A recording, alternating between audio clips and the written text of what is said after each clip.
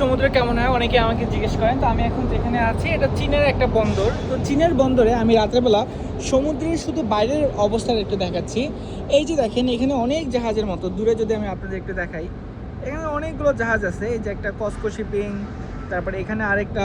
তো আমাদের জাহাজও যেমন এখানে এসেছে কন্টেইনার লোড আর আনলোড করার জন্য। এখানে আমরা আমাদের জাহাজকে এই যে এই ক্রেন অপারেট করার মাধ্যমে জাহাজের কন্টেনারগুলোকে লোড আর আনলোড করছে, মানে জাহাজে তুলছি আবার জাহাজ থেকে নামিয়ে দিচ্ছি।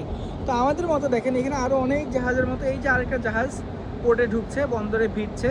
এই জাহাজটাও হয়তো বা পৃথিবীর অন্য কোনো প্রান্ত থেকে এসেছে চীনে, আবার এখান থেকে পৃথিবীর আরেক প্রান্তে চলে যাবে। আমরা যেমন এই জাহাজে আমাদের গন্তব্য হচ্ছে আমেরিকা থেকে আমরা পানামা, কোরিয়া এই টাইপের দেশগুলোতে চলাচল করি। তো আমরা এখন এখানে চীনে এসেছি খুব অল্প সময়ের জন্য। আমরা আজকে দুপুরে পৌঁছেছিলাম, এখন রাত, কালকে সকালে আবার বের হয়ে যাব। আমাদের পরবর্তী গন্তব্য কোরিয়া, দেন এখান থেকে পানামা হয়ে আবার আমরা আমেরিকাতে চলে যাব। তো রাতের সমুদ্র জীবন মানে জাহাজের জীবনটাই এরকম। তো আজকের এই ভিডিওটা মানে রাতের বেলা সমুদ্রকে, এই যে এখন যে একটা জাহাজ চলছে, এটা আপনাদের কাছে কেমন লাগলো অবশ্যই কমেন্টে জানিয়ে দেবেন। এতক্ষণ সাথে ছিলাম আমি হৃদয়। ধন্যবাদ ভিডিওটি দেখার জন্য। আসসালামু আলাইকুম।